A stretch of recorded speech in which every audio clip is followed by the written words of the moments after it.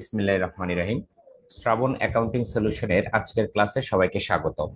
প্রিয় শিক্ষার্থীবৃন্দ, আজকে আমরা বিবিএ অনার্স থার্ড ইয়ারের কস্ট অ্যাকাউন্টিং সাবজেক্টের ক্লাসটা নিব আজকে। আজকে আমাদের আলোচনার বিষয় হচ্ছে সপ্তম চ্যাপ্টার, কস্ট অ্যাকাউন্টিং এর সপ্তম চ্যাপ্টার। অধ্যায়ের নাম অ্যালোকেশন অফ ওভারহেড। যদিও অধ্যায়টার অনেক লম্বা একটা নাম আছে, কিন্তু আমরা অ্যালোকেশন অফ ওভারহেড এই নামেই মূলত অঙ্ক করব। আচ্ছা, অ্যালোকেশন অফ ওভারহেড এর বাংলাটা যদি বলি, অ্যালোকেশনের বাংলা হচ্ছে বন্টন, আর ওভারহেড মানে হচ্ছে উপরিব্যয়। তাহলে টোটাল মিলে দাঁড়ালো কি উপরিব্যয়ের বন্টন। এখন এই উপরিব্যয়ের বন্টনটা কি? আচ্ছা, আমরা মোটামুটি সবাই জানি যে যে কোনো ধরনের পণ্য উৎপাদন করতে গেলে আমাদের যে উৎপাদনকারী প্রতিষ্ঠানটা আছে, এখানে বিভিন্ন ডিপার্টমেন্ট থাকে। এই যে যে অধ্যায়টা আমরা পড়বো, এই অধ্যায়ের যে দুইটা ডিপার্টমেন্ট নিয়ে আমাদের মূলত কাজ, একটাকে বলা হয় প্রোডাকশন ডিপার্টমেন্ট, আর একটাকে বলা হয় সার্ভিস অথবা সাপোর্ট ডিপার্টমেন্ট।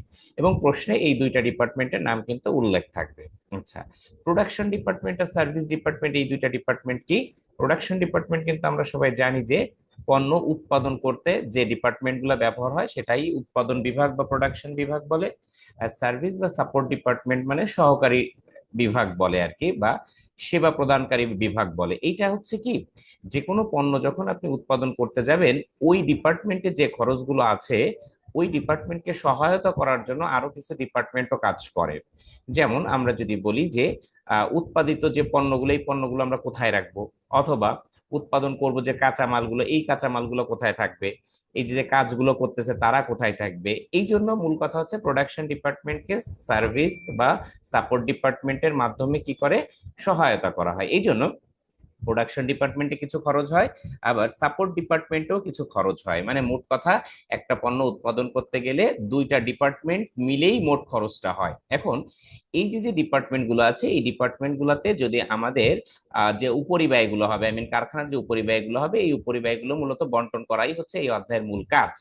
আচ্ছা, এখন এই উপরিব্যয়গুলো বন্টন মূলত দুই ভাবে আসতে পারে। একটা হচ্ছে প্রাইমারি ডিস্ট্রিবিউশন মেথড, আর একটাকে বলা হয় সেকেন্ডারি ডিস্ট্রিবিউশন। আমাদের আজকের আলোচনার বিষয় হচ্ছে সেকেন্ডারি ডিস্ট্রিবিউশন, কারণ সেকেন্ডারিটা বোর্ড পরীক্ষায় বেশিবার আসে। তার মানে প্রাইমারি আসে না তা না, তবে আগে সেকেন্ডারিটা নিয়ে আমরা আলোচনা করব। ওকে, আচ্ছা, তাহলে আমরা চলে যাচ্ছি সেকেন্ডারি ডিস্ট্রিবিউশনে। আচ্ছা, প্রশ্ন হচ্ছে যে এই অঙ্কটা যে সেকেন্ডারি ডিস্ট্রিবিউশনের অঙ্ক, এটা আমরা বুঝবো কিভাবে? এটা বোঝার উপায়, আমি শুরুতেই কিন্তু বলছিলাম যে আমাদের দুই ধরনের ডিপার্টমেন্ট দেওয়া থাকবে। এই যে ডিপার্টমেন্ট গুলো আছে, এই ডিপার্টমেন্ট গুলার যদি মোট ওভারহেড দেওয়া থাকে, মানে এই প্রোডাকশন ডিপার্টমেন্টে একটা পণ্য উৎপাদন করতে টোটাল খরচটা ভিন্ন ভিন্ন নামে থাকবে না, কিন্তু একবারে মোট খরচটা দেওয়া থাকবে। তাহলে সেকেন্ডারি ডিস্ট্রিবিউশন চেনার উপায় হচ্ছে প্রতিটা ডিপার্টমেন্টে টোটাল ওভারহেড উল্লেখ করা থাকবে, মানে মোট ব্যয় থাকবে, একবারে মোট ব্যয়। আচ্ছা, আমাদের কাজটা কি? সেকেন্ডারি ডিস্ট্রিবিউশন আমি চিনলাম যে প্রত্যেকটা ডিপার্টমেন্টের মোট ব্যয় দেওয়া থাকবে। এখন তাহলে আমরা কাজটা কি করব? আচ্ছা, এই কাজটা হচ্ছে যে আমি যে দুইটা ডিপার্টমেন্টের কথা বলছি, এই দুইটা ডিপার্টমেন্টের মধ্যে সাপোর্ট ডিপার্টমেন্টে যে খরচগুলো হবে, এই খরচগুলা নির্ধারিত বা নির্দিষ্ট কিছু পার্সেন্টেজ বা কিছু অনুপাত দেওয়া থাকবে। ওই অনুপাত অনুযায়ী প্রোডাকশন ডিপার্টমেন্টে বন্টন করাই হচ্ছে সেকেন্ডারি ডিস্ট্রিবিউশনের কাজ। আমি আবার বলছি, সার্ভিস বা সাপোর্ট ডিপার্টমেন্টে যে খরচগুলো হবে, ওই খরচগুলা যে পার্সেন্টেজ প্রশ্নে উল্লেখ থাকবে, পার্সেন্টেজ অনুযায়ী প্রোডাকশন ডিপার্টমেন্টে বন্টন করাই হচ্ছে সেকেন্ডারি ডিস্ট্রিবিউশনের মূল কাজ। এখন সার্ভিস ডিপার্টমেন্টের টাকাগুলো প্রোডাকশন ডিপার্টমেন্টে বন্টন করার জন্য মোটামুটি চারটা পদ্ধতি অ্যাপ্লাই করতে হয়, বা চারটা পদ্ধতি আমাদের সামনে আসবে। পদ্ধতি চারটা নামগুলো একটু আমরা দেখব। একটা হচ্ছে ডিরেক্ট মেথড, একটা হচ্ছে স্টেপ ডাউন মেথড, একটা রিপিটেড মেথড, আর একটা সাইমুলটেনিয়াস ইকুয়েশন মেথড। এই প্রত্যেকটা মেথডই আমরা ধারাবাহিকভাবে আলোচনা করব। তবে আমার চ্যানেলে যদি কেউ নতুন হয়ে থাকেন, তাহলে অবশ্যই সাবস্ক্রাইব করবেন এবং লাইক কমেন্ট করবেন। তাহলে আমরা ডিরেক্ট, স্টেপ ডাউন, রিপিটেড আর সাইমুলটেনিয়াস, এই চারটা মেথডেই কিন্তু আমরা সেকেন্ডারি ডিস্ট্রিবিউশন থেকে আমরা কি বন্টন করতে পারবো কি সার্ভিস ডিপার্টমেন্টের টাকাগুলো প্রোডাকশন ডিপার্টমেন্টে। এখন কথা হচ্ছে যে তাহলে এই যে মেথডগুলো, এই মেথডগুলো কি প্রশ্নে উল্লেখ থাকবে? হ্যাঁ, ম্যাক্সিমাম ক্ষেত্রে এই মেথডগুলো প্রশ্নে উল্লেখ থাকবে। যদি একান্তই কোনো জায়গায় এই মেথডে উল্লেখ না থাকে তাহলে মনে রাখতে হবে সেটা সবসময় রিপিটেড মেথডে আমরা ক্যালকুলেশনটা করব। তাহলে সেকেন্ডারি ডিস্ট্রিবিউশনের যে মেথডগুলো আছে এই মেথডগুলা উল্লেখ থাকবে, যদি উল্লেখ না থাকে তাহলে রিপিটেড মেথড। আচ্ছা, আমাদের আজকের আলোচনা বিষয় ডিরেক্ট মেথড এবং স্টেপ ডাউন মেথড। এই দুইটা মেথডে আমাদের ফার্স্ট ক্লাসটা আমরা শেষ করতে চাই এই অধ্যায়ে। এরপরে ধারাবাহিকভাবে আমাদের সেকেন্ড ক্লাসে, থার্ড ক্লাসে এর পরবর্তী মেথডগুলো আপনারা পেয়ে যাবেন। আচ্ছা, তাহলে আমরা ডিরেক্ট মেথড নিয়ে আমরা একটা অঙ্ক কমপ্লিট করি। ডিরেক্ট মেথডে যে কথাবার্তাগুলো আমরা এই অঙ্কের মধ্যেই বলে দিচ্ছি। কাজ যেটুক লেখার দরকার সেটুকু কিন্তু আমরা লিখে ফেলেছি। যে সেকেন্ডারি ডিস্ট্রিবিউশন কিভাবে চিনবো সেটা আমি বলেছি। আর এখন ডিরেক্ট মেথড নিয়ে আমরা কথা বলতে চাই। আচ্ছা, এই যে যে একটা অঙ্ক, এই ধরনের অঙ্ক কিন্তু আপনার সামনে সেট আপ থাকবে বা প্রশ্নে উল্লেখ থাকবে। মনে রাখতে হবে ম্যাক্সিমাম ছেলেমেয়েরা যে ঝামেলাটা পড়ে সেটা হচ্ছে যে অঙ্কটা করতে পারে পরীক্ষার সময় কিন্তু পারে না। এমনি ক্লাসে যখন করানো হয়, কোচিং এ যখন করানো হয়, অনলাইনে যখন করানো হয় সবাই বুঝে, কিন্তু যখনই হচ্ছে যে প্রশ্ন দেখে বোর্ড পরীক্ষায় তখনই কিন্তু ঝামেলাটা বেঁধে যায়। এই জন্য যেটা করতে হবে, যে কোনো ধরনের অঙ্কে শুরুতেই আগে রিকোয়ারমেন্ট পড়তে হবে। দেখেন বলছে show the apportionment of support department overhead using direct method. এই যে যে অ্যাপ্রোশনমেন্ট, এটা মানেও কিন্তু বন্টন করা।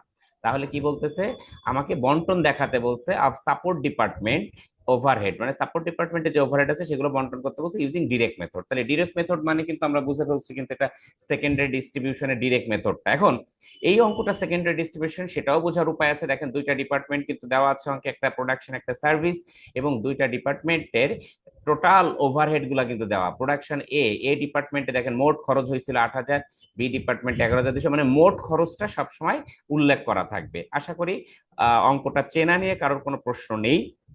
তাহলে এখন আমরা ডিরেক্ট মেথডে অঙ্ক করবো। আচ্ছা, ডিরেক্ট মেথড বলুক, স্টেপ ডাউন বলুক, রিপিটেড বলুক, যাই বলুক না কেন, সেকেন্ডারি ডিস্ট্রিবিউশনের মূল কাজ এই যে সার্ভিস ডিপার্টমেন্টের যে টাকাগুলা, যে খরচগুলা দেওয়া আছে, এই টাকাগুলাকে আর সার্ভিস ডিপার্টমেন্টে রাখা যাবে না। মানে সার্ভিস ডিপার্টমেন্টে সবসময় ফাইনাল উত্তর শূন্য রাখতে হবে, নীল করতে হবে। তাহলে এখানে টাকা তো আছে 2800, তাহলে এটা নীল কিভাবে করব? এই 2800 টাকাকে আপনার এই যে প্রোডাকশন ডিপার্টমেন্ট আছে এই প্রোডাকশন ডিপার্টমেন্টে বন্টন করতে হবে। এখন কিভাবে বন্টন করব? দেখেন এই বন্টনের অনুপাত কিন্তু অঙ্কে সবসময় দেওয়া থাকবে। এখানেও দেওয়া আছে যে অ্যালোকেশন অফ সাপোর্ট ডিপার্টমেন্টের যে ওভারহেড গুলো আছে এগুলো বন্টন হবে এক্স এর যে টাকাটা আছে, এক্স এর আই মিন 2800 টাকাটা, এটা বন্টন হবে প্রোডাকশন এ ডিপার্টমেন্ট 20% পাবে, এ বি পাবে 40% আর সি পাবে 40%। মানে এই মোট 2800 টাকাকে এই 3 ভাগে ভাগ করতে হবে, যেখানে এ পাবে 20, বি পাবে 40 আর সি পাবে 10। একইভাবে ওয়াই ডিপার্টমেন্টের টাকাটা এ পাবে 30, বি পাবে 40 আর সি পাবে 30। তাহলে এই হচ্ছে মূলত প্রশ্ন। তাহলে প্রশ্নের সলিউশনটা কিভাবে করতে হয় সেটা আমরা দেখব। তাহলে আমাদের শুরুতে একটা ছক আঁকতে হবে। ছকটা কেমন আঁকবেন দেখেন, যে দুইটা ডিপার্টমেন্ট ছিল প্রোডাকশন আর সার্ভিস, তাদের জন্য আলাদা আলাদা কলাম, অঙ্কে যে কয়টা কলাম থাকবে, এবং পার্টিকুলারের জন্য একটা কলাম দিব, আর রেশিও অনুপাতের জন্য একটা কলাম। যদি রেশিওর কলামটা কেউ না দিতে চায় তাহলে এই যে এক্স ওয়াই এর পাশে কিন্তু এই অনুপাত দিয়ে দিলে হয়ে যাবে। এখন কথা হচ্ছে যে রেশিওটা তাহলে দিব কেন, দেখতে সুন্দর লাগবে, এই আর কিছু না, সৌন্দর্যের জন্য। ওকে, তাহলে ছকটা সবাই আঁকবেন। আর অনলাইন ক্লাসগুলো যে সুবিধাটা সেটা হচ্ছে যে প্রচুর পরিমাণে সময় সেভ করে, প্রচুর পরিমাণে সময় সেভ করে। কিন্তু যদি আপনি ঠিকঠাক মতো কি করেন, এটাকে নোট করেন, বা আপনি যদি পড়ার জন্য পড়তেছেন এইভাবে যদি দেখেন তাহলেই কিন্তু আপনি গেইনার। কিন্তু আপনি যদি মনে করেন যে না আমি একটু দেখতেছি কেমন হবে না হবে একটু দেখি, তাহলে কিন্তু হবে না। এই জন্য যেটা করবেন সেটা হচ্ছে ক্লাসের সাথে সাথে আপনি নোটটা করে ফেলবেন, তাহলে দেখবেন অঙ্ক বুঝে ফেলবেন। ওকে, তাহলে আমরা শুরু করতে চাই। শুরুতেই আমাদের যেটা করতে হবে, আমাদের যে টোটাল ওভারহেড গুলো আছে এই ওভারহেড গুলো আমরা যার যারটা বসাই দিব। তাহলে আমরা বসাই দিচ্ছি। আর প্রোডাকশন এ ছিল কিন্তু 8,000, বি ছিল 11,200, আর সি ছিল 10,000, আর সার্ভিস ডিপার্টমেন্ট ছিল 2800, এ পাশে ছিল 5,600। তাহলে এই টাকাগুলোকে আমরা মূলত এখন বন্টন করব। অনুপাত কি ছিল? 20, 40, 40। মনে রাখবো আমরা যখন বন্টন করবো তখন আর এই পার্সেন্ট না রেখে এগুলাকে অনুপাত মানে ইস টু রেশিওতে কনভার্ট করে নিব। এবং রেশিওতে যখন কনভার্ট করব যত ছোট করে পারি, এই যে যে সংখ্যাগুলো আছে যত ছোট করে পারি, তাহলে এই সংখ্যাগুলোকে ছোট করতে গেলে শুরুতে দেখেন শূন্যগুলো বাদ দিয়ে দেওয়া যাচ্ছে। তাহলে হয়ে গেল 2, 4, 4। এরপরেও যদি আরো ছোট করা যায়, দেখেন এরপরের সংখ্যাগুলোকে যদি আমি 2 দিয়ে ভাগ দেই তাহলে আমাদের অনুপাত হয়ে গেল 1:2:2। তার মানে 20 দিয়ে ভাগ দিছি, সহজ কথা। পরেরটা যদি বলে ওয়াই, ওয়াই দেখেন 30 40 আর 30 আছে, এখান থেকে শূন্য একটা বাদ দিলে 3 4 3 থাকে, তাকে আবার ভাগ দেওয়া যাচ্ছে না, তাই আমাদের এর অনুপাতটা আছে 3 4 3। তাহলে 2800 টাকা আমরা বন্টন করবো 1:2:2 অনুপাতে, আর 5600 বন্টন করবো 3:4:3 অনুপাতে। আমার কথা মনে হয় বুঝতে পেরেছেন। তাহলে এই বন্টনটা কিভাবে হবে সেটা একটু আমরা দেখাই। ওকে, তাহলে শুরুতে আমরা এক্স এর টাকাটা বন্টন করে দিব এ বি সির মধ্যে। তাহলে এক্স এর মোট টাকা ছিল দেখেন 2800 টাকা, এইটাকে আমরা অনুপাত ধরছিলাম 1:2:2। তাহলে অনুপাতের যোগ করলে মোট যোগফল হয় কত বলেন? 2 2 4 আর 1 5, মোট 5। তাহলে এই 2800 টাকাকে আমরা মোট 5 ভাগের টাকা বলতে পারি, তাই না? তাহলে আমরা কি করব, আমি একটু ক্যালকুলেটর, ইন্টারনাল ক্যালকুলেটর ব্যবহার করি। 2800 এটাকে আমরা ভাগ দেবো 5 দিয়ে, উত্তর হয় 560। তাহলে এই যে এক এক ভাগের টাকা কিন্তু 560। তাহলে কি হলো, কি করলাম, 2800 ভাগ 5, মানে 2 2 4 আর 1 5, 2800 ভাগ 5, আর গুণ এই যে 1:2:2 মানে সিরিয়াল, এ পাবে 1, বি পাবে 2, সি পাবে 2। আমার কথা বুঝতে পারছেন কিনা? আচ্ছা, তাহলে 560 এক ভাগের টাকা। এবার আমরা 2 ভাগের টাকা দেখাবো, 2 ভাগ। তাহলে 560 গুণ হচ্ছে কত দিব, 560 গুণ হচ্ছে 2 দিব, গুণ 2 1120 হয়। 1120, এটাও 1120, এটাও 1120। তাহলে এই 2800 টাকা দেখেন বন্টন হয়ে গেছে, মানে এই 2800 টাকার কাজ শেষ। এই যে আমরা সেটা বিয়োগ করে দিলাম। তাহলে আমার কিন্তু এক্স কিন্তু অলরেডি নীল হয়ে গেছে। আমাদের টার্গেট থাকবে সার্ভিস ডিপার্টমেন্ট কোনো টাকা কখনো ব্যালেন্সে থাকবে না, উত্তর থাকবে না, এটা নীল করতে হবে। এটাই হচ্ছে সেকেন্ডারি ডিস্ট্রিবিউশনের কাজ। ওকে, আচ্ছা, এবার ডিপার্টমেন্ট ওয়াই এর টাকাটা আসেন। তাহলে 5600 টাকা, এটাকে অনুপাত কি ছিল মনে আছে? এই যে এই কোনায় দেখেন 3:4:3, মানে 3 4 3 7 আর 3 10, মোট 10 ভাগের টাকা। তাহলে এই 5600-কে আমরা কি করব, 5600-কে আমরা 10 দিয়ে ভাগ দিব, 10 দিয়ে। দেখেন উত্তর কিন্তু 560 আসছে, কিন্তু আমাদের প্রথম এ পাবে কত দেখেন, 10 ভাগের 3 ভাগ পাবে এ।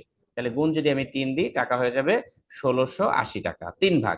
তাহলে এ ও 1680 পাবে, সি ও 1680। দেখেন দুইটাই কিন্তু 3 3 ছিল, শুধু বি পাবে হচ্ছে 4 ভাগ। তাহলে আমি 4 দিয়ে যদি গুণ দেই 2240। আমার কথা শেষ। তাহলে 5600 টাকাও কিন্তু বন্টন হয়ে গেল, মানে ওনাকেও আমি বিয়োগ করে দিলাম। তাহলে কি করতে হবে, এবার যোগ যোগ করে ফেলতে হবে, টোটাল নামায় ফেলতে হবে, টোটাল নামাবো। তাহলে টোটাল নামাতে গেলে দেখবেন এই এই এই তিনটা কিন্তু এক একটা টোটাল বের হয়ে যাবে। আমরা যদি একটু করি, দেখেন প্রথম টাকা 8000 যোগ 560 যোগ 1680, মোট 10,240 হবে, কিন্তু 10,240। এটা কিন্তু ক্লোজ, এটা কিন্তু ক্লোজ, এটা কিন্তু ক্লোজ করে দিব আমরা, হ্যাঁ। আচ্ছা, তাহলে এভাবে করে এর পরেরটা যদি বলি, 11,200 যোগ 1120 যোগ 2240 যোগ করলে হয় দেখেন 14,560। এটাও কিন্তু ক্লোজ করে দিব আমরা, ক্লোজ, মানে অঙ্ক শেষ। এই এই অঙ্কগুলা মূলত 4 মার্কের জন্য আসে। 10,000 যোগ 1120 যোগ 1680, মোট হবে 12,800, এটাও ক্লোজ। তাহলে দেখেন আমাদের কিন্তু উত্তর হয়ে গেল। আর লাস্টে যে এখানেও দাগ দিবেন, দাগ দিয়ে এই উত্তরগুলো আমরা নীল করে দিব, নীল, তার মানে উত্তরের নীল, এটাও কিন্তু নীল। ওকে, তাহলে ক্লোজ। মনে রাখতে হবে সেকেন্ডারি ডিস্ট্রিবিউশনে আমাদের মূল কাজই হবে হচ্ছে কি, আমাদের সার্ভিস ডিপার্টমেন্টকে নীল করাই হচ্ছে আমাদের প্রধান কাজ থাকবে। তাহলে এই হচ্ছে ডিরেক্ট মেথড। আশা করি বুঝতে পেরেছেন। বাসায় যে টেক্সট বুক আছে, এই টেক্সট বুক দেখে অবশ্যই এই মেথডের একটা দুইটা অঙ্ক প্র্যাকটিস করবেন, তাহলেই হচ্ছে কি ডিরেক্ট মেথডটা ক্লিয়ার হয়ে যাবে। ওকে, তাহলে সবাই ভালো থাকবেন। এর পরবর্তীতে আমার স্টেপ ডাউন মেথড নিয়ে আমরা কথা বলবো।